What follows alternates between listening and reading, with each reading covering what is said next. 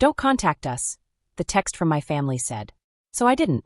I just canceled the payments that kept their world from falling apart.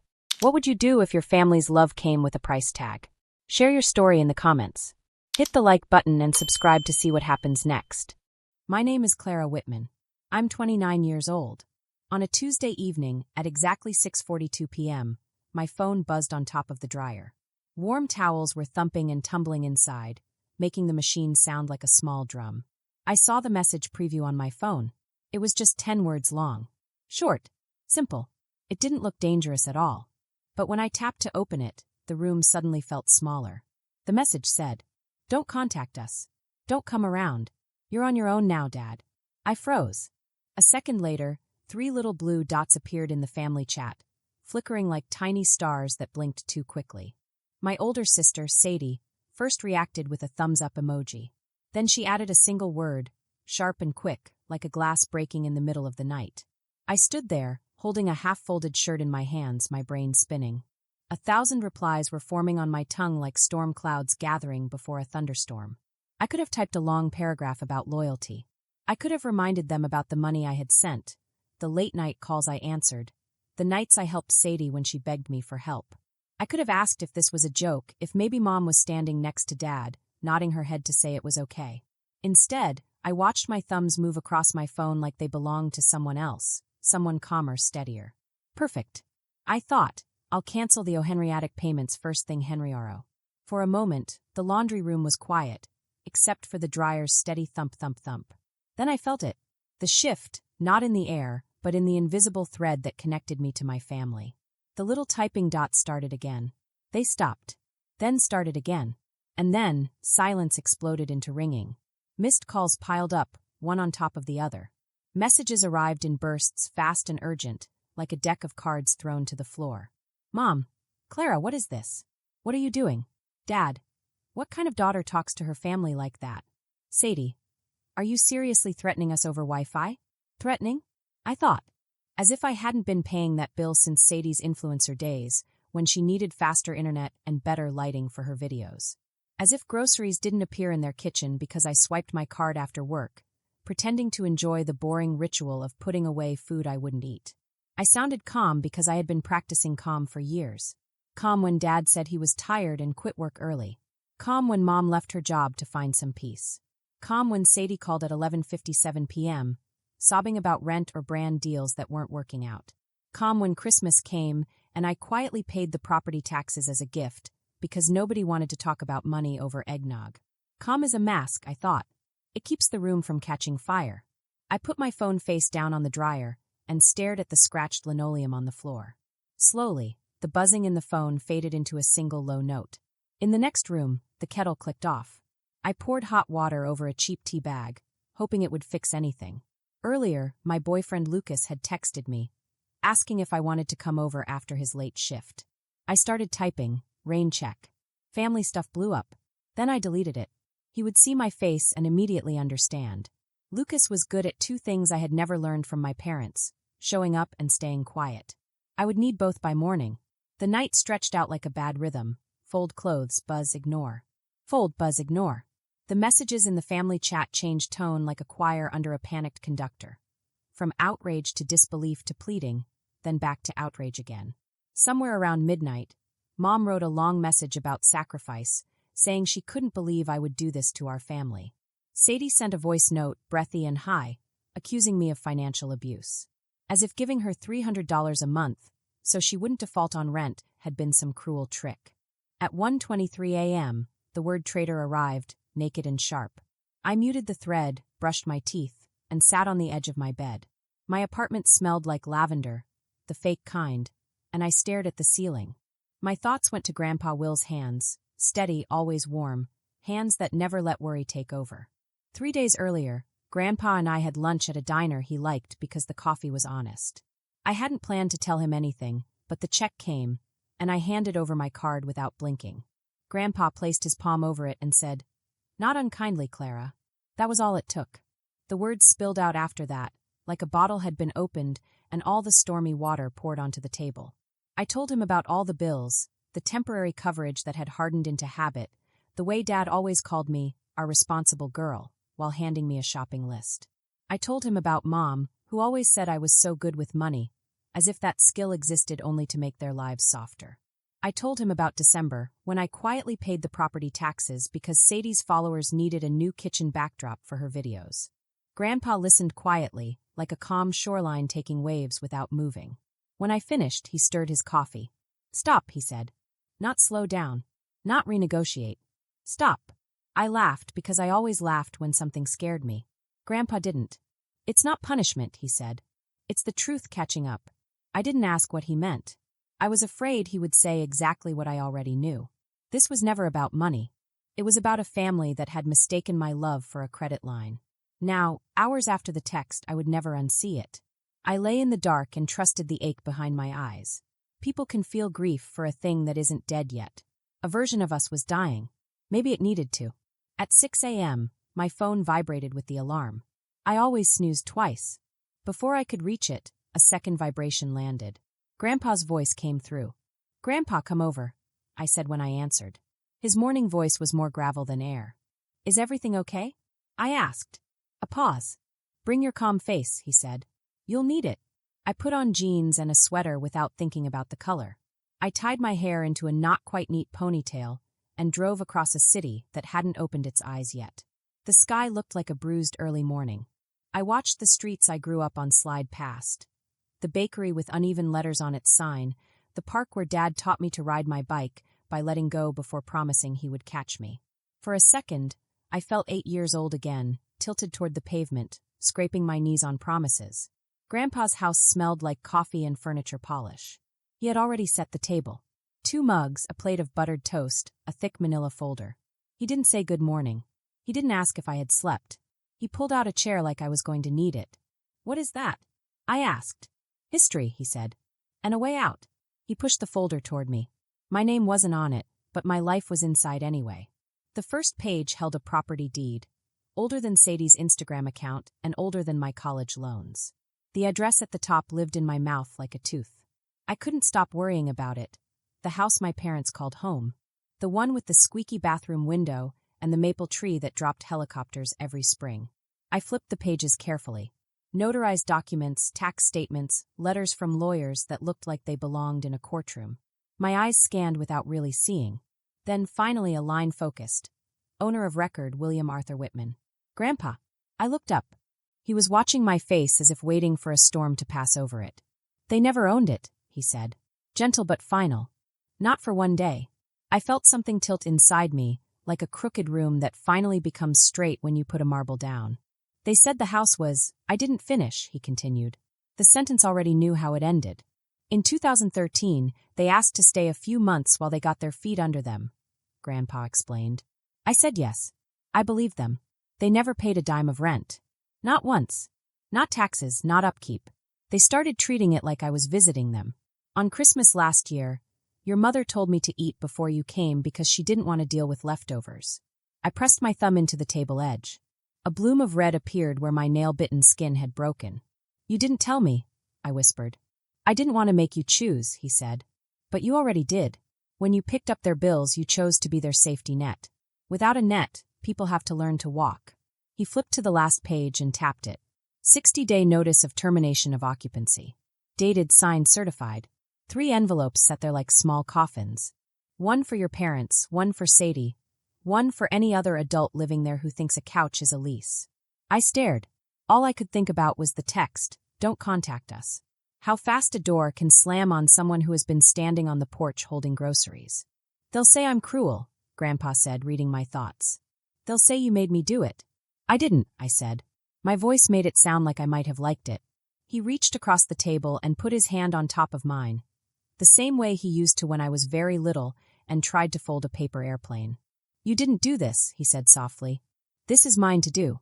And Clara," he added, looking at me straight in the eyes, "they won't thank you for stopping. They will be angry because it was never about being thankful. It was about wanting." Outside, a mail truck stopped at the curb with a loud groan. Grandpa carefully slid all the envelopes into a bigger envelope. He sealed it slowly, like it was a very important secret. Then he stood up and said, "Breakfast first." The toast on my plate had gone cold. It was hard like cardboard, but I ate it anyway. Across the table, the big envelope sat quietly. It looked like it was waiting for me to make a move. I thought about Sadie's stories, and I remembered Dad's 10 words that always stuck in my head. I thought about what people do when the lights go out, and the story they told doesn't match reality. I didn't know it yet, but by sunset, everyone else would know too. Grandpa's old truck creaked and groaned as he drove down the hill slowly. I followed behind him in my little Honda, watching his red tail lights blink through the fog. The big envelope sat on the passenger seat beside me. It felt heavy in a way I couldn't measure. By 9 a.m., all those letters, each one carefully stamped and sealed, were on their way. They were eviction notices for my parents. The same postal service that used to deliver Christmas cards from them, signed Love, Mom and Dad, and Sadie, now carried these letters. Paper against paper. Family reduced to words on a page. When we got back, Grandpa poured fresh coffee and sat down in his big armchair like he had just finished a long battle. "It'll take a day or two for them to read it," he said. "And about 5 minutes after that, the phone will start ringing." He wasn't wrong. At 6 p.m., I glanced at my phone. There were 23 missed calls. Then one more came in, Sadie. I didn't answer. Seconds later, her message popped up. "Sadie, are you proud of yourself? Mom is crying. Dad is pacing. You made Grandpa do this, didn't you?" I stared at it, the little preview window glowing like a small fire. I didn't reply. I opened Instagram instead. The first thing I saw was Sadie's story. 3 crying emojis, a picture of the house, and a caption in white letters. "We're being thrown out of our own home like garbage." I made a sound that wasn't quite laughter. It was more like a sharp exhale you make when you are too tired to yell. I turned the phone over and let the screen go dark. By 7 p.m., relatives were already calling. Grace Holloway first, then Uncle Henry, then Zoe, my cousin who loves drama like it's candy. Grace's voice shook. "Honey, what's going on? Your mom says she's being evicted. Surely this is a mistake." I took a long, deep breath. "No mistake," I said. "They've lived there rent-free for 12 years. Grandpa owns the house. I've been paying all their bills." There was silence on the phone. Then, very softly, "All of them?" "All of them." Another pause. "Oh!" I could almost hear her thinking, recalculating all the years of family stories she had believed. Henry texted me later. Not surprised. That was it. Zoe sent a sad face emoji and said, "Still love you though." But online, the story had gone out of my hands. By midnight, I was the villain of a story I didn't even write. Sadie's caption had been shared dozens of times. Each post was filled with outrage. "Can't believe people treat their parents like this. Money makes monsters. She's evil. She threw her own family out." No one mentioned the house had a fully paid mortgage.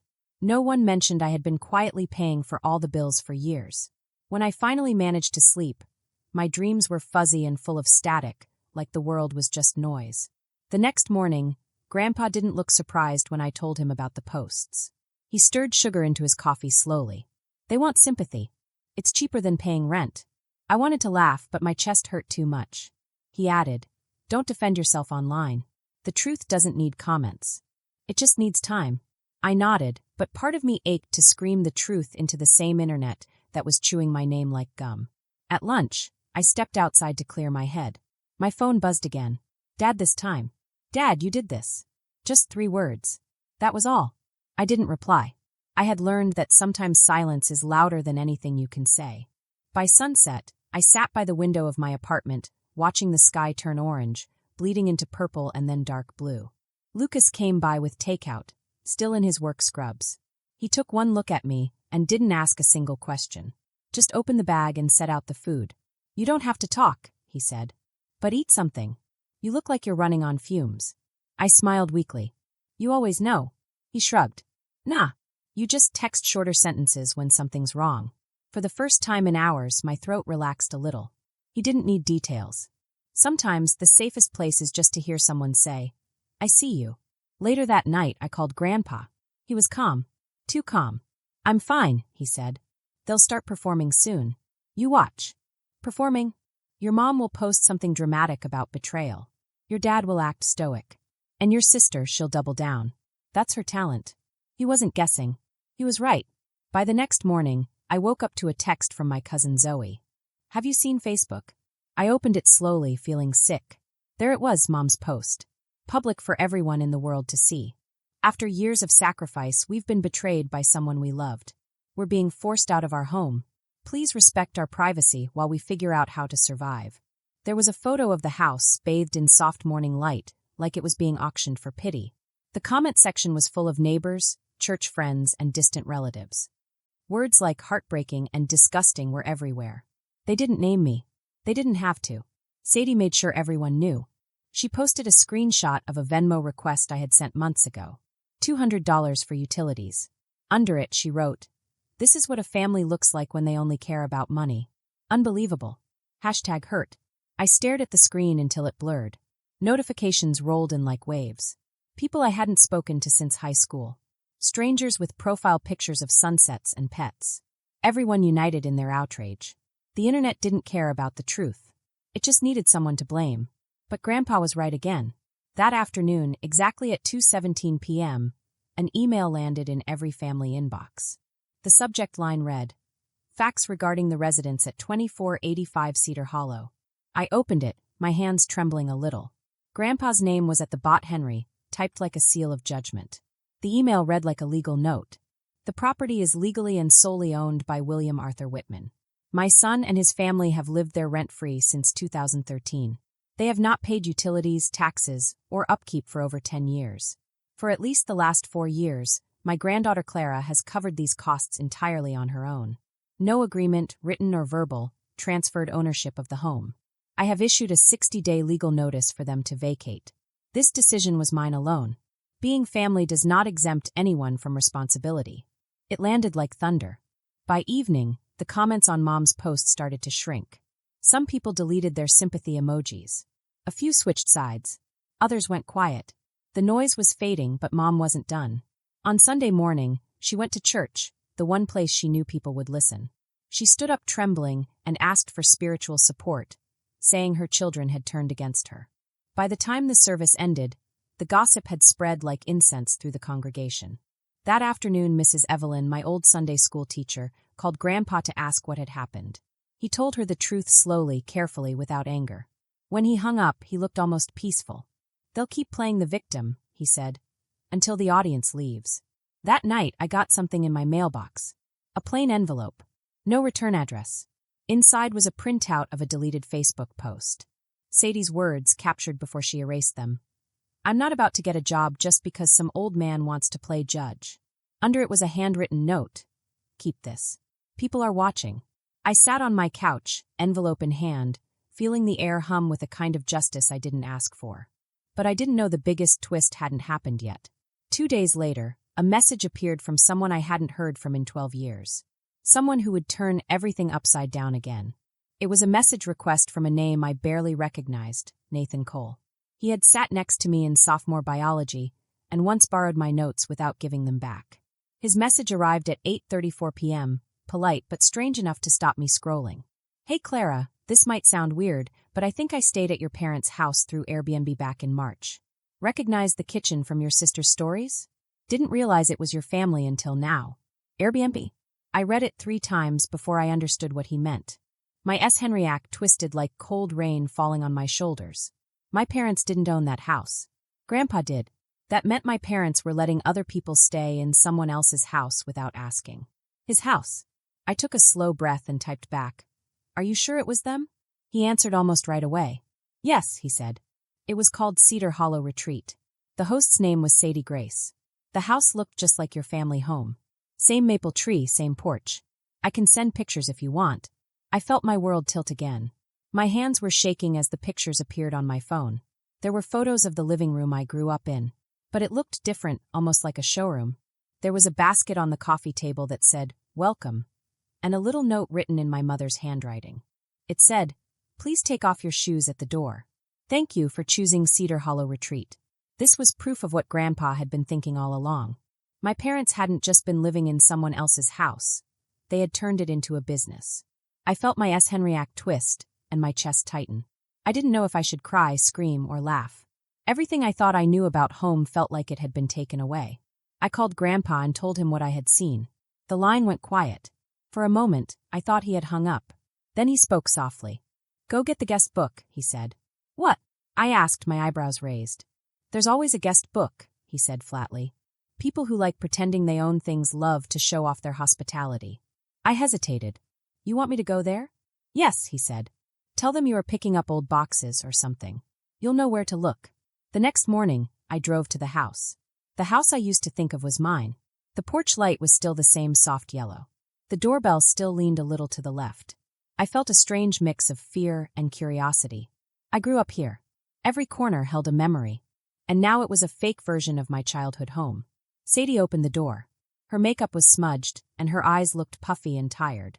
What do you want? She snapped. I just need to leave some things in the basement, I said. She hesitated, then stepped aside. Make it quick. Mom's upstairs. The air inside felt different. Cleaner, almost like perfume, but fake. There were signs everywhere. Welcome guests, the Wi-Fi password, a little chalkboard by the stairs that said, stay cozy. I felt my heart pounding in my chest. They hadn't done this just once. They had made a routine out of it. I went down to the basement, the same place where I used to fold laundry on weekends. Now it looked like a vacation rental. There were string lights hanging across the walls. Towels were folded neatly on a shelf. A small wooden sign said, relax and recharge. Behind the washing machine, half hidden under a box of cleaning supplies, was what I came for. A small decorative chest labeled supplies and notes. Inside were Wi-Fi passwords, welcome cards, printed Airbnb reviews, and a spiral-bound guest book filled with cheerful handwriting. Thank you for the lovely stay. I loved the maple tree view. 5 stars for Sadie and her sweet family. There were dates, names, even payment references. March, April, June. They had been doing this for months, maybe even longer. I took photos of every page. My heart was hammering so loudly I could barely hear the quiet hum of the dryer. Then I put the book back, smoothed the towels, and walked out without looking back. By evening, the evidence was on Grandpa's table. Everything was printed, organized, labeled. He looked at each page like an old detective. They turned my house into a motel, he said softly, his voice shaking a little. And he still cried when I asked my parents to leave. He called his lawyer the next morning. With proof of unauthorized subletting, the eviction happened faster. But my family didn't panic. They adapted. Within days, rumors started spreading through the church and to relatives. Mom told everyone Grandpa was confused and that I had tricked him into signing papers. Sadie told her followers she thought there had been forgery. Dad went to old neighbors, shaking his head, saying, "We're trying to get legal help. My father is confused. Clara is behind all this." When I told Grandpa, he didn't even flinch. "Then we'll give them the truth," he said. He called 4 of his oldest friends, the kind who had known him since high school, and invited them over for coffee. When they arrived, he gave each of them a thick folder. Inside were the property deed, photos of the guest book, screenshots of Airbnb listings, and even a statement from his doctor saying he was mentally clear. He didn't yell. He didn't accuse anyone. He just said, "This is what's real." His friends nodded quietly. One of them, a retired lawyer, looked furious. "They won't be able to twist this will," he said. "Not anymore." Within days, the lies crumbled. The church gossip stopped. Even the nosy neighbor, Mrs. Norma, who loved drama, called to apologize. Then the court ruling came. The eviction period was shortened from 60 days to 14. When I read the notice, my S. Henry Act twisted. Even after everything, I still felt that dull ache of guilt, the reflex to protect people who never protected me. Grandpa noticed. "Don't pity them," he said quietly. "They've lived off borrowed kindness for 12 years. This isn't cruelty, it's consequence." I nodded, but the guilt stuck like smoke. That night, Lucas came over. He found me sitting on the couch with my laptop open to Sadie's Instagram page. Her latest post showed her standing in front of the house, hand on her heart, captioned, "No matter where life takes us, this will always be home. Love wins." I turned the screen toward him. "She's acting like they're moving because of love," he frowned. "They're just acting," I said. He wrapped his arms around me. The shaking stopped. "Still, I feel a strange emptiness," I whispered. 12 years of invisible work, erased by a single picture, he said. A week later, Grandpa called. "They're packing," he said. The neighbors saw boxes in the garage. My chest tightened. "Do you want me to come?" I asked. "No," he said. "They need to do this alone." Silence followed. Then he added, "You did the right thing, Clara. You showed them life doesn't come with free refills." The next morning, I drove by the house. The curtains were gone. The porch was bare. The maple tree still stood, its leaves whispering in the wind, unbothered by human messes. The flower pot near the door had a crack. Beneath it, something glinted. A key. They had left it behind. That afternoon, Grandpa called again. The house is empty, he said simply. Do you want it? I asked. No, I said. I like my life as it is. He paused, then said something I would remember for weeks. Peace doesn't always come from who leaves. Sometimes it comes from who you let go. And just like that, it was over. Or so I thought. 2 weeks later, an envelope appeared in my mailbox with my father's handwriting. Neat, deliberate, familiar. I opened it, hoping maybe it was an apology. It wasn't. Inside was a 4-page letter and a half-filled loan form with my name already typed as a co-signer. The envelope smelled faintly of cologne, the same one Dad used to wear on Sundays. I unfolded the first page. His handwriting was careful, almost like he wanted people to watch him write. Clara, we've had a rough few months. Your mother hasn't been sleeping. Sadie is struggling to get back on her feet. We're not angry anymore, just hurt. You've made your point. We just need a bit of help to start over. I've attached a loan form. You wouldn't have to pay anything. Just sign as co-signer so we can get approved. You're our daughter. We know you won't refuse. Love, Dad. Attached to the letter was the loan form. My name and social security number were already printed. Only the signature line was empty.